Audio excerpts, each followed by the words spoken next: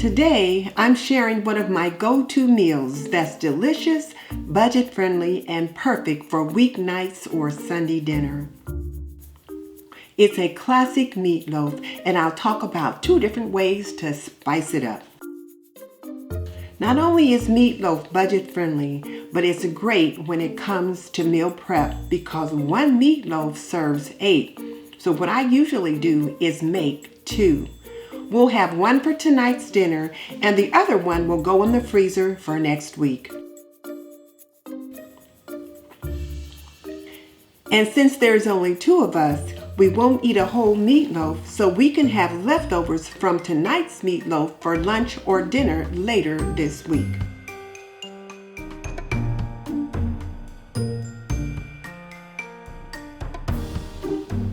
I like to line my loaf pans with aluminum foil and then spray it down with a little cooking spray. That'll make it easy to lift the meatloaf from the pan.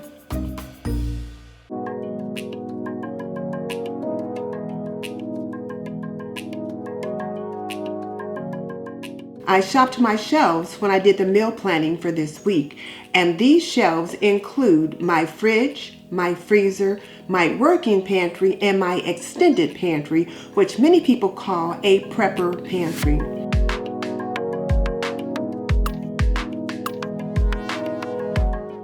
I noted that I had some ground beef and ground pork in the freezer that needed cooking, so that's why meatloaf was on the menu. And here's the thing. By shopping your shelves first, you save money, reduce waste, and you can get creative in your kitchen.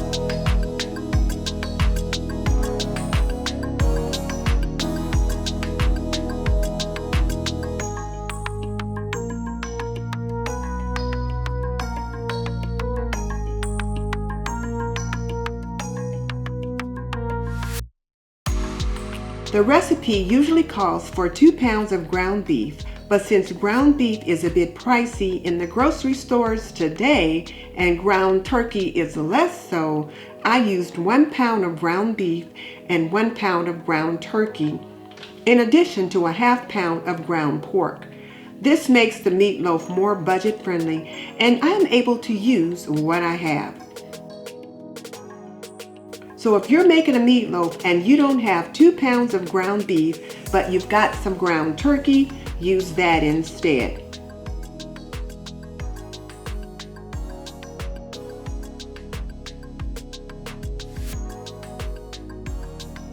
You can even extend the ground beef with beans or tofu.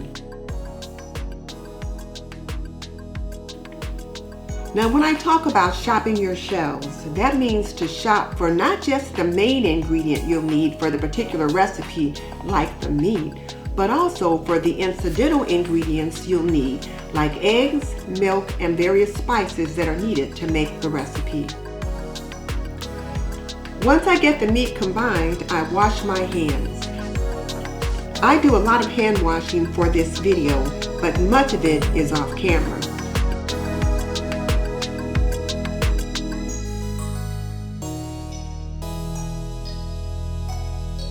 What I'll do is add in all the other ingredients, so when it's time to get my hands in the bowl again, all the goodies have been added. That way I'm not touching bottles or jars with juicy hands, leading to cross-contamination. Most meatloaf recipes call for an onion, but I wanted to use my homemade sweet balsamic onion jam. It's delicious and tangy and will just elevate the flavor of the meatloaf. I got the recipe for the sweet balsamic onion jam from Cassandra at Becoming a Farm Girl. I'll link her video in the description box below so you can check it out for yourself. But fresh produce like onions, celery, carrots, and green peppers are pantry staples you should keep on hand. Even when you have a tight budget, these items can help to flavor your meals. It's also a way to work in some fresh produce. You can pick these up in small amounts at your local grocery store or farmer's market. You should also keep basic spices on hand.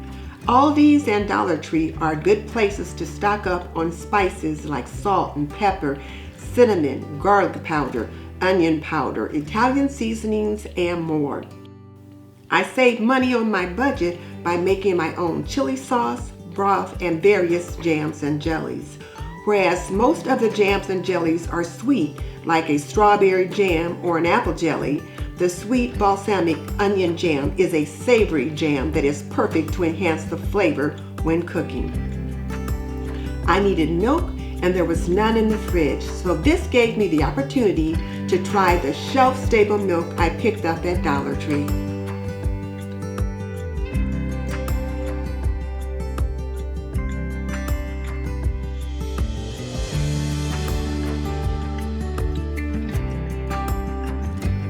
One of the keys to making a good meatloaf is making sure you mix the meat and various ingredients together well. With clean hands, I get in there, break the meat up, and squeeze and squeeze until it's well combined. Then I add my other goodies. You can use breadcrumbs in your meatloaf, but I always use oatmeal. My mom used oatmeal, so that's what I do. The oatmeal serves as a filler and helps to hold the meatloaf together. Since the ground turkey is a bit softer and more moist than the ground beef, I did need to add a bit more of the oatmeal. The milk just helps the breadcrumbs or the oatmeal to hold on to the moisture.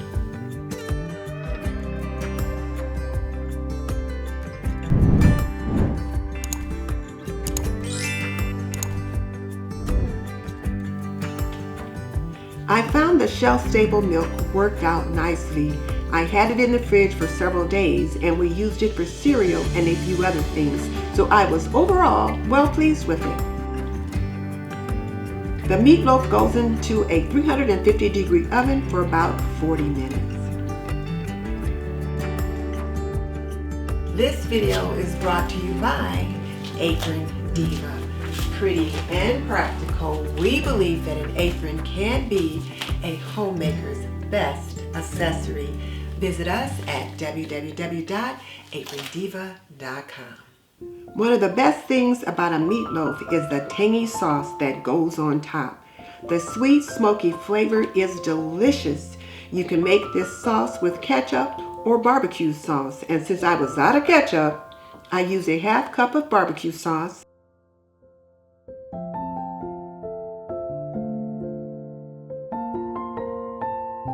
a half cup of homemade chili sauce,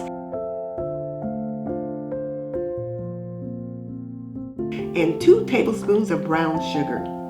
If you like your topping a little bit sweeter, you could add a little bit more brown sugar.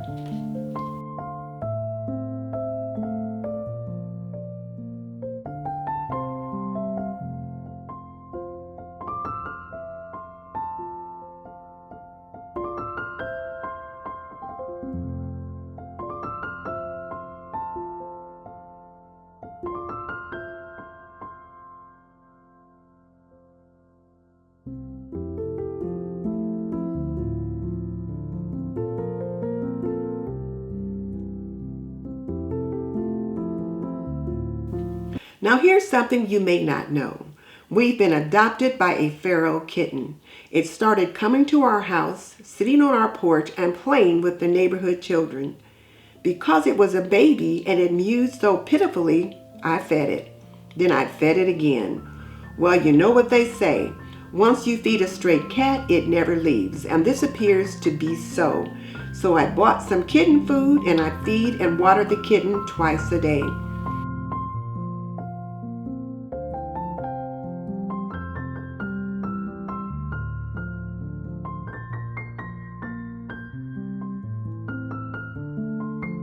I call him our guard cat because whenever anyone comes on the porch, he runs up to them and mews for his dinner. Once I fed the kitty, I put away some of the things I've got out. I try to clean as I go. That means putting away things I'm not currently using and washing up anything that might be in the sink.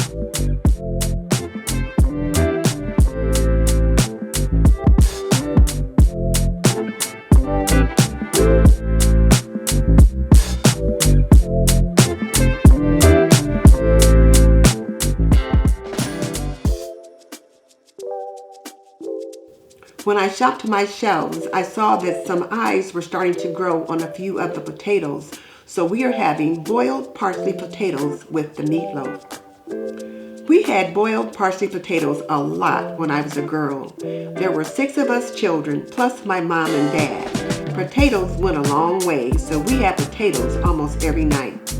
The meat dish varied, but there was almost always some kind of potato. When I was in high school, one of the first things I was expected to do when I came home from school was to put on the potatoes. Boiled potatoes, mashed potatoes, fried potatoes, or French fries. We ate a lot of potatoes.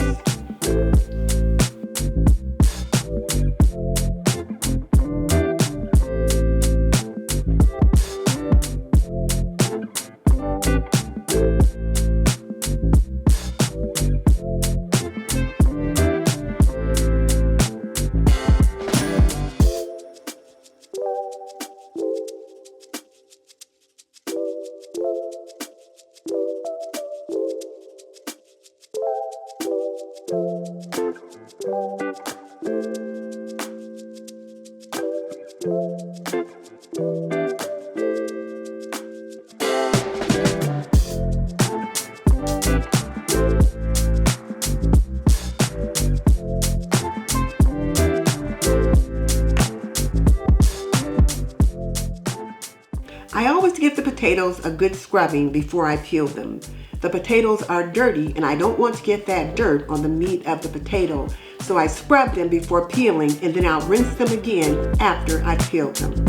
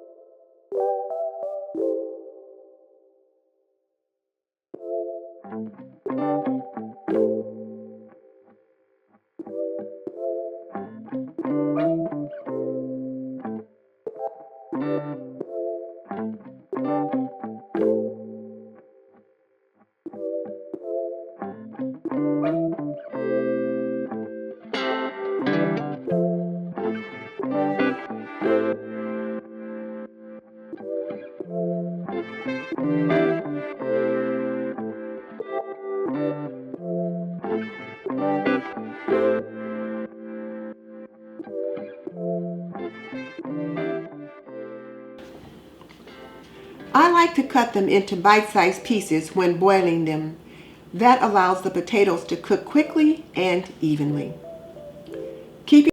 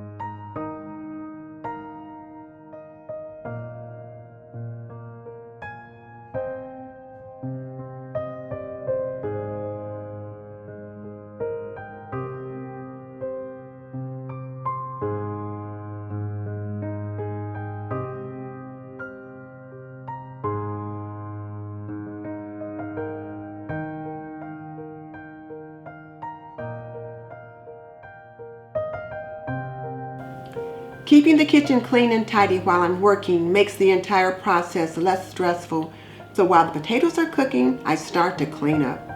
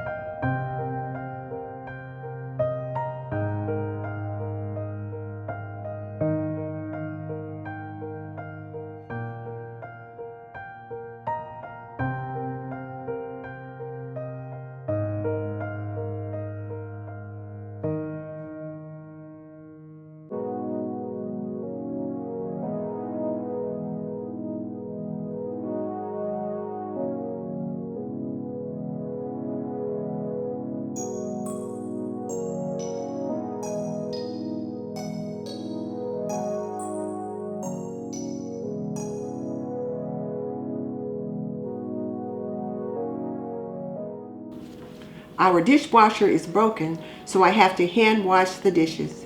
We're looking into buying another one, but in the meantime, hand washing is the thing.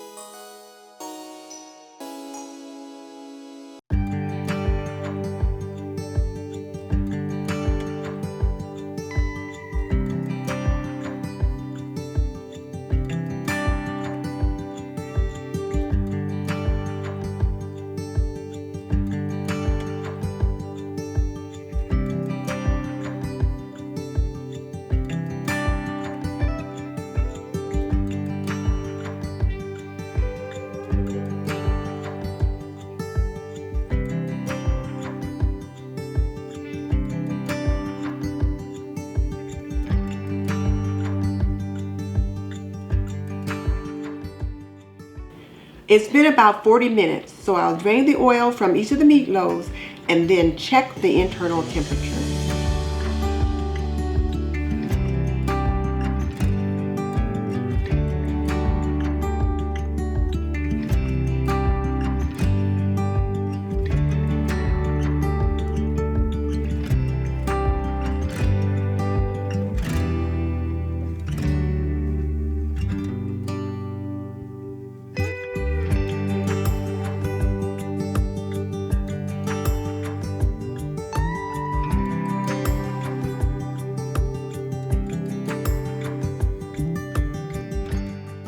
the meatloaf should be about 160 degrees Fahrenheit.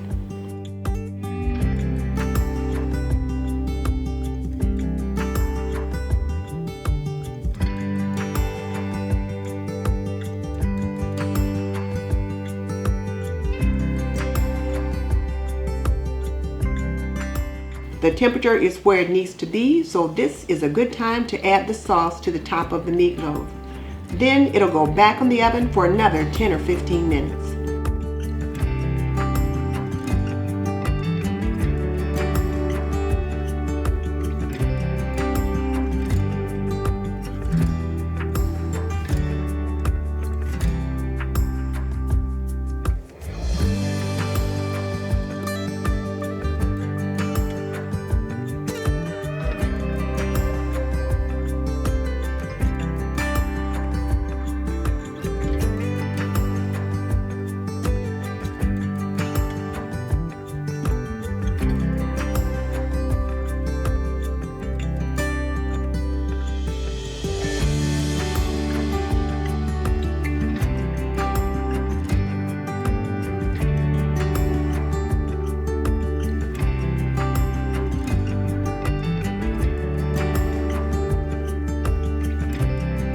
The potatoes are fork tender, so I can drain them.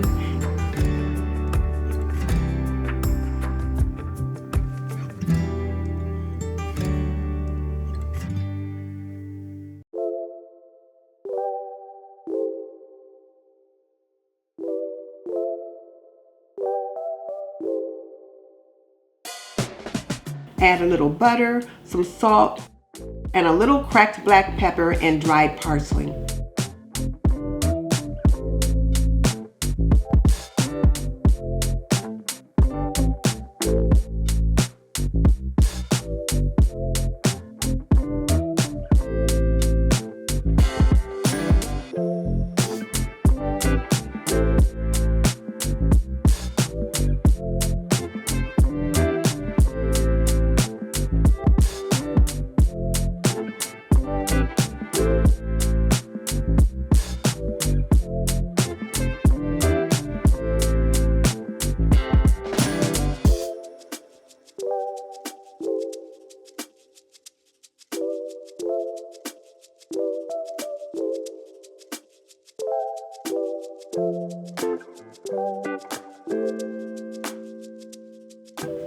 Give the potatoes a toss, put a lid on them, and set them aside.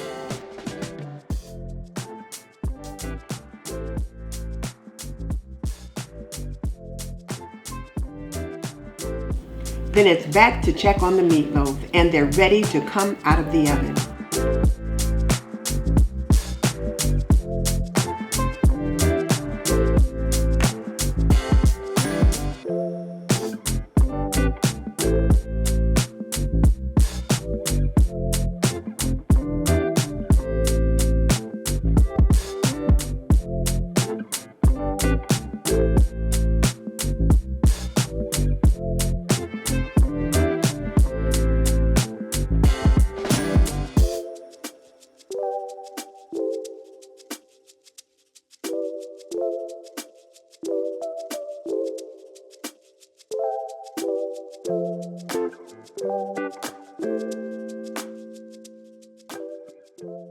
The foil liner makes it easy to lift the meatloaves from the pans.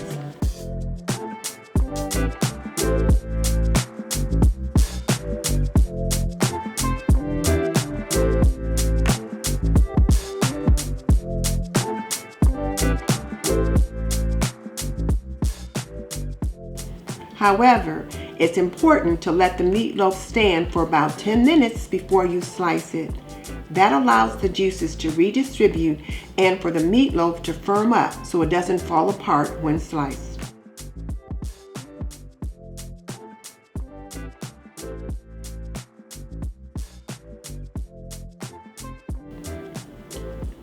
Then it's time to plate and serve.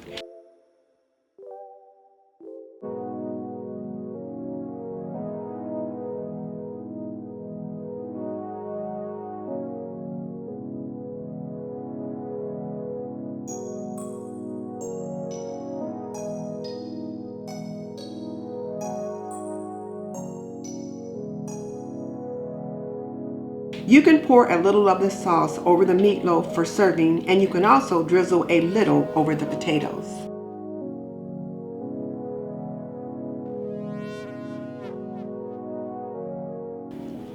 If you like, you can also whip up a quick brown gravy to serve with the meatloaf and potatoes. All you need is a tablespoon of flour, a tablespoon of butter or oil, and about a cup of water to make the gravy. Once it starts to thicken, add a little of the juices you poured off the meatloaf to flavor it. Or you can always add a beef bouillon cube for flavoring.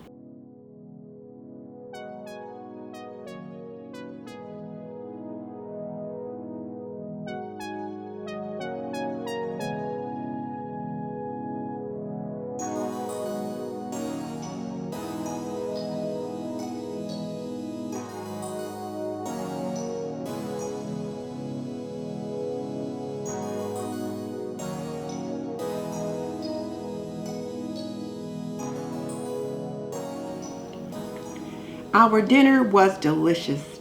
To show his appreciation, my husband always helps with the after dinner cleanup. It just gets done so much more quickly when we work together.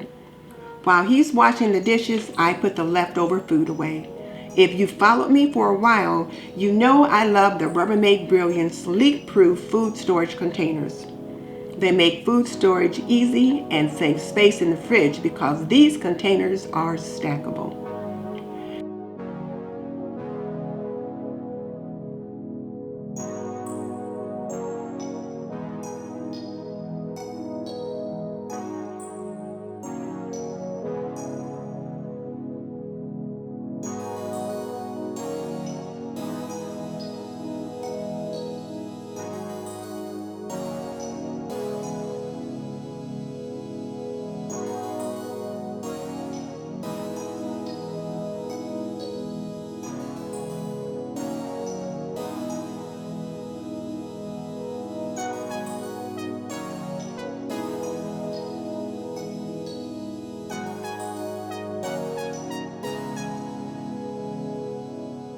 The other meatloaf, I prep for the freezer.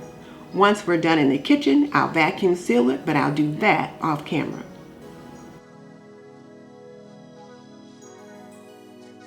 Now, one of my friends always put a boiled egg in the center of her meatloaf. Not with the shell on, it's been peeled and shelled, but she always put a boiled egg in the center of her meatloaf, and then she baked it as usual. So when it came out and you sliced it, some people were lucky enough to get a little bit of a sliver of that boiled egg in their slice of meatloaf. Did your family do anything special for meatloaves when they made them? Tell me in the comments section below.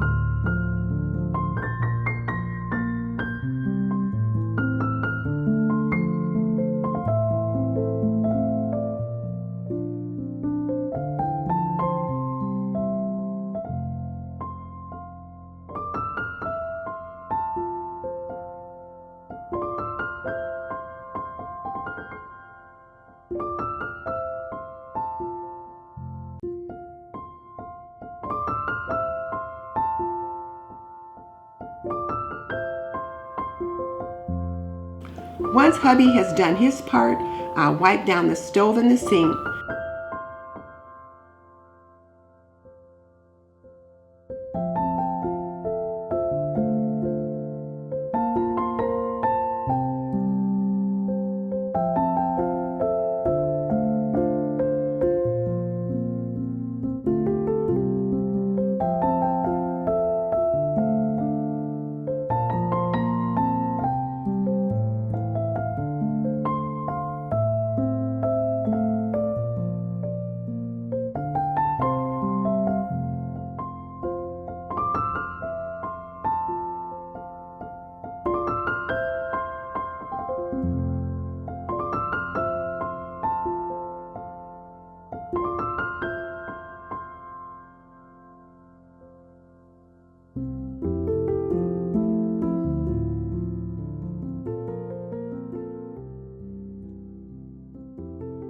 Put the dirty dish towels and dishcloths in the laundry area, and then I'll lay out fresh towels for tomorrow.